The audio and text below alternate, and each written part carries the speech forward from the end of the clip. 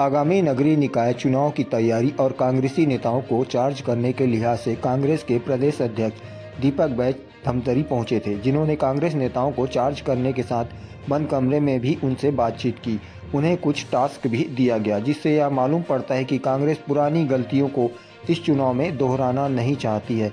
आपको बता दें कि पिछले विधानसभा और लोकसभा चुनाव में कांग्रेस का कोई खास प्रदर्शन नहीं रहा। यह अलग बात है कि धमतरी में कांग्रेस के विधायक को जीत मिली, किंतु इसके बाद भी प्रदेश की सत्ता से कांग्रेस की विदाई हो गई थी। उसके बाद लोकसभा चुनाव में भी कांग्रेस को प्रदेश के साथ महासमुंद लोकसभा क्षेत्र में गहरी शिकस्त मिली, जबकि यहां का मुकाबला पूर्व गृह मंत्री ताम्रध्वज साहू और भाजपा नेत्री रूप कुमारी चौधरी के साथ था, जहां पूर्व गृह मंत्री को हार का सामना करना पड़ा और भाजपा को विजय मिली थी।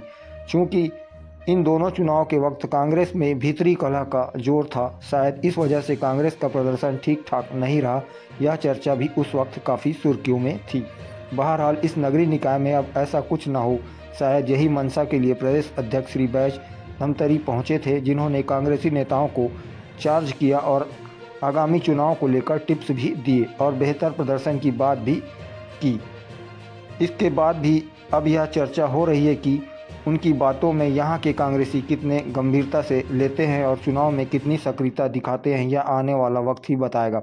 बहरहाल प्रदेश अध्यक्ष ने क्या कहा, आइए जानते हैं। हमारा बैठक का मेन मकसद था आज कि आने वाला समय नगरीय निकाय चुनाव को लेकर और पंचायत चुनाव को लेकर तैयारियों को लेकर हम लोगों ने कुछ जिम्मेदारियां जिला कांग्रेस कमेटी को दे दिए हैं, ताकि आने वाला समय में कि एक बूथ में जाए, वार्डों में जाए, उस अनुसार काम करे और नगरीय निकाय और पंचायत चुनाव दोनों की तैयारियां करे। और चुनाव इस समय कांग्रेस पार्टी मजबूती के साथ फिर से लड़ेगी और चुनाव जीतेगी।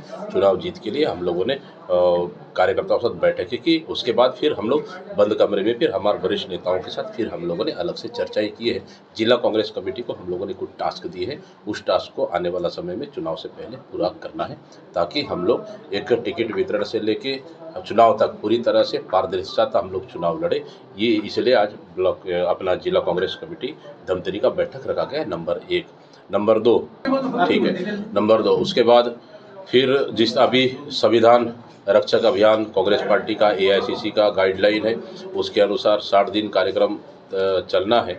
उसके लिए भी हम लोगों ने शेड्यूल जिला कांग्रेस कमेटी को जारी कर दिया है। समय देख के फिर वो लोग उस पर भी कार्यक्रम जारी करेंगे कि संविधान की रक्षा के लिए कांग्रेस पार्टी की कितनी महत्वपूर्ण भूमिका थी और उसकी रक्षा अभी वर्तमान लोकतंत्र खतरे में है और उसको कैसे संविधान को बचाना है, उसके लिए जागरूकता के लिए हम लोगों के पास जाके एक जागरूकता अभियान जिला कांग्रेस कमेटी चलाएगी। और कल 3 तारीख को है, कल 3 दिसंबर है। 3 दिसंबर को पूरे प्रदेश में प्रदेश कांग्रेस कमेटी ने निर्णय लिया है कि वर्तमान में धान खरीदी हो रही है, राज्य सरकार धान खरीदी कर रही है, लेकिन इन्होंने जो वादा किया कि हम 3100 रुपये में समर्थन मूल्य में धान खरीदेंगे और 21 कुंटल प्रति एकड़ खरीदेंगे। लेकिन आज अगर किसी भी आप खरीदी केंद्रों में जाएं, रिपोर्ट मांग ले, अनावारी रिपोर्ट मांग ले, तो उनके पास अनावारी रिपोर्ट आप मांग ले, स्पष्ट हो जाएगा आपकी इन्होंने एक धान खरीदी केंद्रों में अलग से अनावारी रिपोर्ट तैयार किया है। वो अनावारी रिपोर्ट आप भी मांग सकते हैं। हमने तो सरकार को चैलेंज किया कि अनावारी रिपोर्ट आप जारी कर दीजिए, तो सरकार जारी कर नहीं रही है। क्यों? क्योंकि सरकार नहीं चाहती कि किसानों का पूरी धान खरीदे। और उसके बाद 3100 रुपये में धान खरीदी हो नहीं रहा है, वो 2300 कुछ रुपए में उनके खातों में पैसा जा रहा है। फिर 3100 वादा करके क्यों नहीं खरीद रही है सरकार? 21 कुंटल धान नहीं खरीद रही है सरकार, हम दावे के साथ कह रहे हैं और कल हम सोसाइटियों में जाएंगे भी।